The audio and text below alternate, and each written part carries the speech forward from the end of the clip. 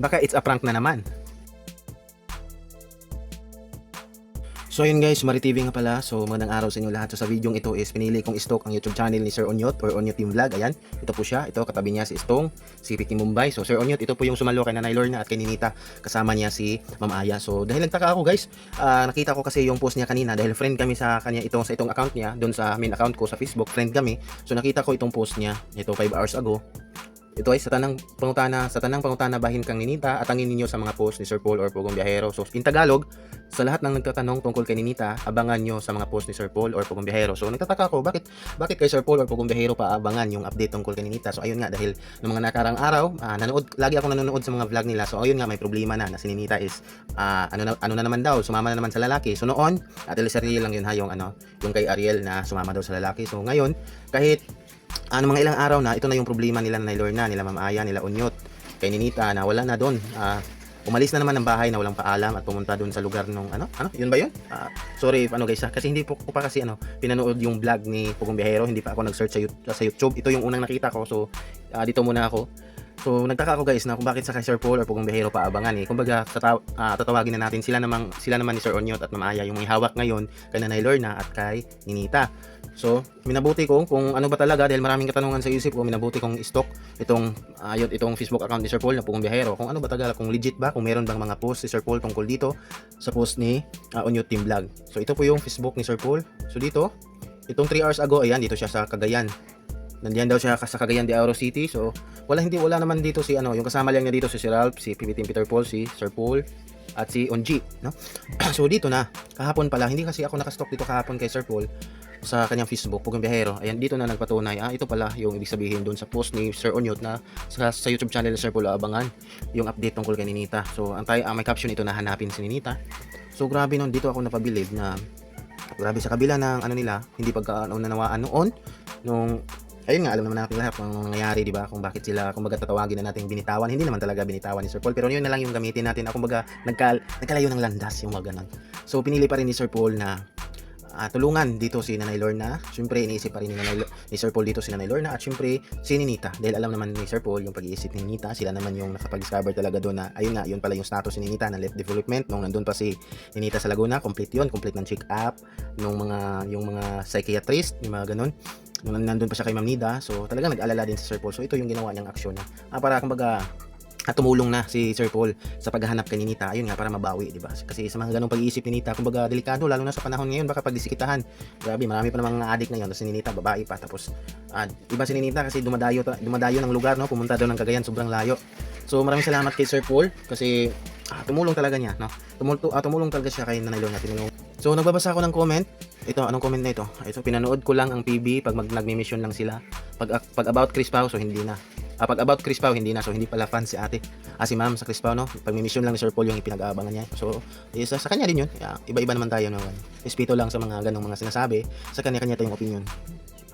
Sabi ayaw na niya makasama sa vlog si Nanay Lorna. May sinabi ba si Sir Paul ng ganun? Pero parang wala naman. Hindi naman yan tuluyan binitawan ni Sir Paul. Kahit hindi yan madalas binablog, may inuutusan si Sir Paul para abutan ng tulong si Nanay Lorna. Wala, meron si Nanay Lorna bagong supporter.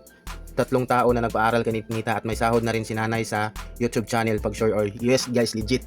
May sa pagkakaalam ko, parang ayun nga, totoo talaga siguro yung ito mali itong sinabi ni ma'am nga may inutusan daw si Sir Paul na mag-abot ng tulong kay Nanay Lorna kahit kabila ng nangyari. So sabi ni ma'am dito na wala, kumbaga wala, hindi totoong may inutusan. Kumbaga sa pagkakaalam ko, pero parang wala rin, pero may ibang sponsor na nanatili kay Nanay Lorna at Ninita nung tawagin, sorry guys yun na lang yung word ko. At nung nagkahiwalay sila ng landas, mayroong mga sponsor na nanatili pa rin kay Nanay Lorna, pero mayroong iba or hanggang ngayon pero parang wala na dahil umalis din. Ayun, ganun ba? Para kasi feel ko mga bagong sponsor ngayon yung madaming sponsor si ngayon guys, Nanay Lorna at Ninita. Doon sa vlog na pinanood ko, sa isa sa mga vlog nila, 14 sponsor. Kumbaga hindi talaga sponsor. Mga iilan lang yung permanente, yung sa pag-aaral ni Ninita, sa mga konsumo nila. Kumbaga 14 kasama na yung mga nagbibigay minsan talaga nag-abot sa kanila, no? So dito sabi ni ma'am, wala mayroon si Nanay Lorna. At legit to guys, may YouTube channel si Nanay Lorna at syempre ginawa nila ang gumawa sila Ma'am Aya at si Sir Onyot, yung pinakita ko sa inyo kanina, si Yayat ni yung Facebook niya, yun po yun si Onyot yung vlog. Sila po yung gumawa ng YouTube channel ni Nanay Lorna. Ang YouTube channel ni Sir Onyot ngayon, 20 plus thousand subscribers na. Nakakatawa lang dahil si Ma'am Aya at si Sir Onyot yung gumawa ng YouTube channel ni Nanay Lorna. Kaso, naunahan pa ni Nanay Lorna guys na magparami ng subscribers si Ma'am Aya. Ang subscribers ni Nanay Lorna ngayon parang 15,000 or 16,000. Siguro mga ganyan kasi last check ko sa kanyang subscribers is 14,000 plus. Si kay Ma'am Aya is ano lang, 8,000, no? Siya yung mas una pa siyang gumawa ng YouTube channel kay Nanay. So, nakakatawa lang na medyo din isipin ba. Pero hindi talaga natin maidina yung fact na talagang sinakripisyuhan talaga nila si Nanay Lorna na magkaroon ng YouTube channel kasi ang sistema kasi nila diyan, si Nanay Lorna, di ba, may cellphone. Marunong naman si Nanay Lorna mag-video kung paano mag-video. So, magdala ng cellphone si Nanay Lorna sa uma nila or sa sakahan, doon siya mag-video. Tapos pagka-uwi niya sa bahay, malapit lang naman, kapitbahay lang naman sila ni si Ma'am Aya. Si Ma'am Aya na yung mag-edit or mag-upload, maggumawa ng thumbnail. Kumbaga ang gawain lang ni Nanay Lorna is mag-video lang kasi sa mga edit-edit, pag-upload or thumbnail, walang alam, panigurado walang alam si Nanay Lorna dyan. No? So, bilib din ako kina Ma'am Aya at si Sir Onyot. Talagang, ginawa nila ng YouTube channel si Nanay at willing talaga sila. Ayun, di ba? Si Nanay, sumahod na ng guys sa YouTube. Ilang beses na. Parang 3 beses na nakasahod si Nanay. Sobrang saya nga niya. Sabi nga ni Nanay dun sa isa sa mga vlog Sir Onyot na sobrang saya niya na sumahod na siya kasi buwan-buwan may hinihintay na talaga siya na sahod. Oo nga, walang alam yung iba. Hindi yan nakasubaybay sa upload ni Sir Paul. Oo nga, walang alam yung iba. So, mang-ayon si ma'am dito sa sinabi ng isa na may inutusan Sir Paul. So, siguro nga, no? So, siguro, kasi yung ibang sponsor, ni Nanay Lorna ngayon at ni Nita, kakilala din ni Sir Paul. So, kumbaga, siguro, may din si Sir Paul na mag-sponsor yung mga tao kay Nanay Lorna, yung mga sponsor na yon. So, siguro talaga. Doble kara pala si Nanay Lorna, may PB na, or may Pugong Biyahero na, may Onyot pa. San ka pa, di ba? Dami niyang hakot. Totoo naman, nagpapalamig lang si Pugong Biyahero. Alam nyo, may wakwak na nakasahod agad. Kaya ayan, kung ano pinagsasabi ni Aling Lorna. But lesson learned, imbis na manahimik na lang muna, naghanap agad ng ibang kakampi. Sana yun, yung mga sumalo dati, sila ang nag-guide kay Aling Lorna.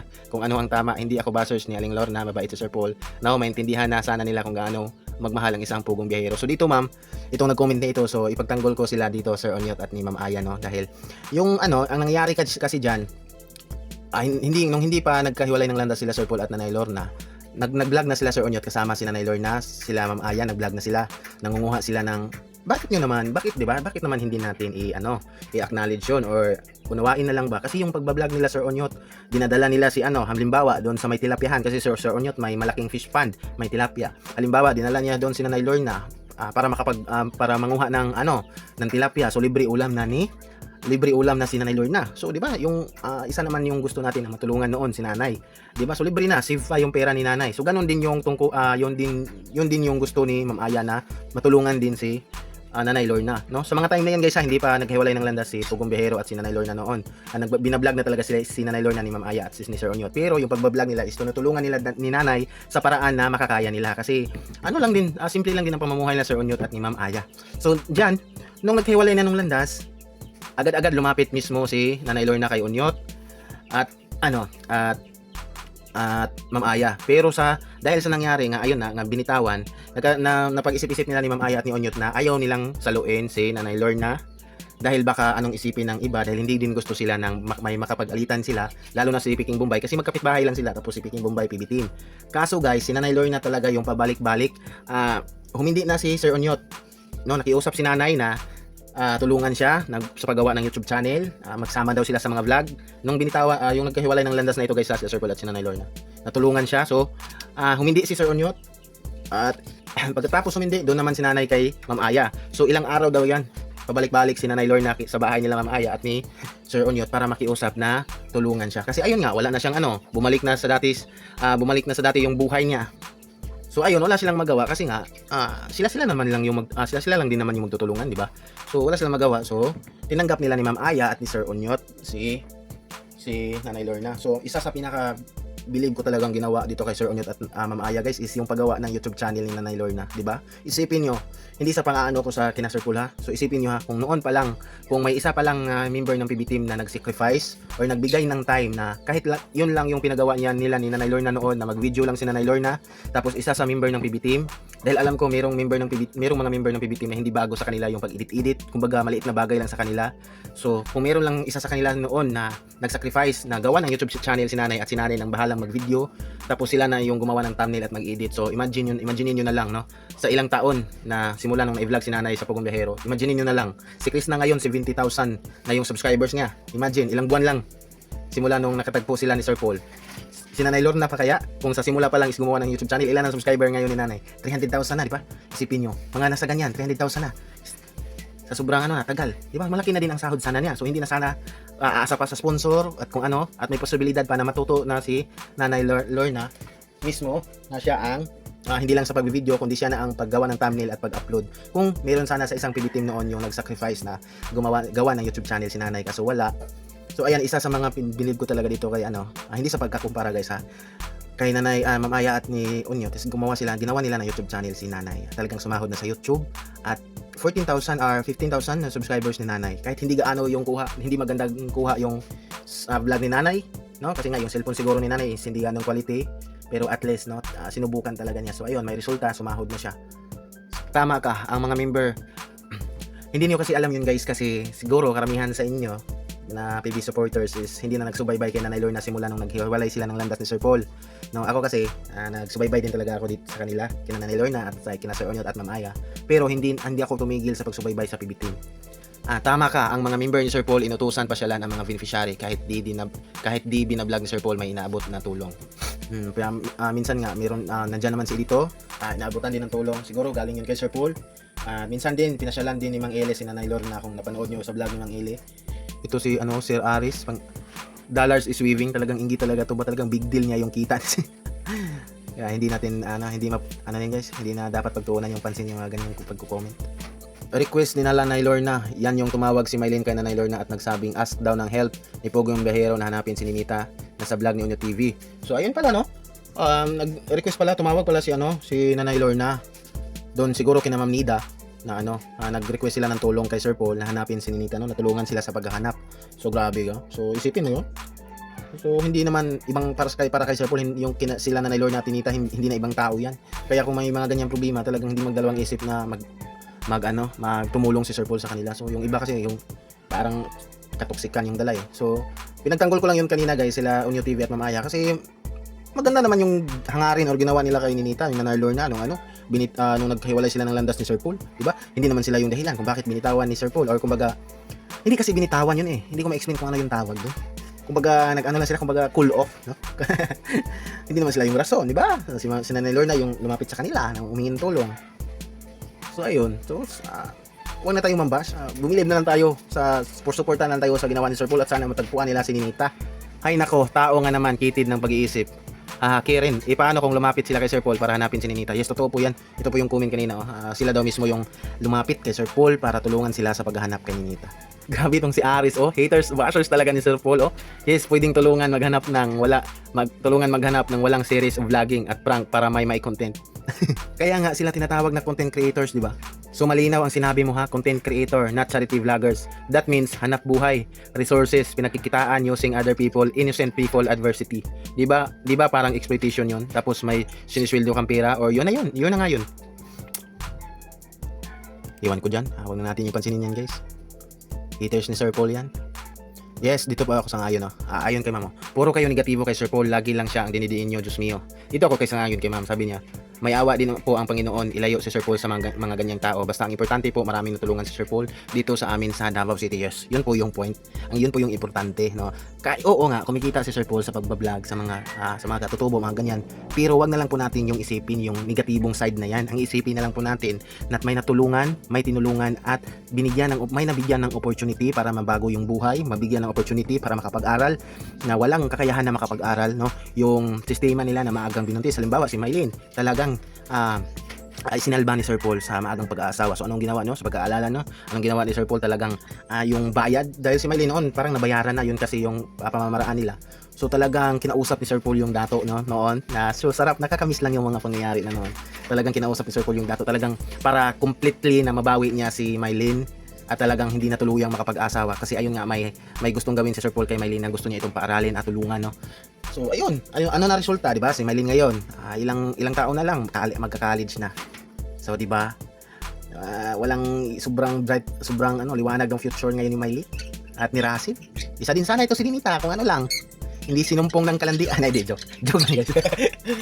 Nag-aaway talaga sila dito. Ay, di ko sana basahin to, pero may pumalag doon sa laging nagko-comment ng negative kay Sir Paul. Charity ko no, may charity bang bayad? Yumaman sa pagcha-charity? Wala kang pakialam, magpayaman ka na lang din. Kaya nga daming sponsor nagpapadala ng tulong dahil may tiwala sa PB Team Kids mo. Yes. Ay, iwan ko lang, bahala kayo dyan. Sabi ni Sir Paul sa vlog niya, wag na ungkatin ang nakaraan. Personal problem nila yon at kaya nilang ayusin sa PB House. Wala na din daw ang Chris Pao, teleserye. Correct me if I'm wrong. Yun ang pagkaintindi ko sa mga CC Labs. Basta ako, Sir Paul pa din. Same. Baka it's a prank na naman. Hindi ano guys, una ko talagang naisip kanina, baka prank na naman. Kasi nandyan si Sir Paul, involved si Sir Paul. Alam niyo naman si Sir Paul, mahilig sa prank. Pero ako as tagapagsubaybay nila nila Sir Onyot, nila Ma'am Aya. Ilang araw na po yung pinoproblema nila ni Nanay Lorna, nila Onyot at Aya. Kasi ayun nga, nawala si Ninita, umalis. So ilang araw na po yan. So siguro hindi nila manap-hanap. Wala siguro din silang kakayahan sa mga ganun kasi sobrang layo ng lugar na pinuntahan ni Ninita. So sila mismo yung lumapit kay Sir Paul, natulungan sila. So ayun, agad naman nag-oo si Sir Paul kasi hindi naman ibang tao yan kay Sir Paul, sina Nanay Lorna at Ninita, di ba? Ayun nga. Baka it's a prank na naman, may nagkuano. Tama kasi it's a prank na naman yan. Nasa vlog ni Onyot. Hindi po yan prank. Dito na naman yung haters si Sir Paul. Nag-comment, nag-reply na naman sa comment. Parang lahat ng comment sa post ni Sir Paul, parang kinukontra niya. Sino kayong taong to? Hindi po yan prank. Di nga po yan binablog. Nananawagan lang si Nanay Lorna. Tumawa pa si Nanay Lorna kina Maylin sa Manila. Nanawagan din si Teacher Nida. So hindi po yan prank guys. Grabe kayo. Hindi po yan prank. Totoo po yan. Yun yung ano, hilig kasi ni Sir Paul na magpa-prank kasi kaya yung iba tuloy minsan ayaw nang maniwala, yung iba tuloy ang iisip talaga prank na naman. So yun lang guys, hindi po yan prank. So magpasalamat lang tayo na tumulong si Sir Paul, tinugunan niya agad yung hinihingi or hinihinging tulong ni Nanay Lorna. Tinugunan na agad ni Sir Paul, tumulong agad siya sa paghahanap kay Ninita. So sana lang mahanap nila si Ninita. So yun lang guys, maraming salamat sa panonood sa video. Subscribe my YouTube channel at i-like itong video at maraming salamat sa panonood guys. God bless inyo lahat.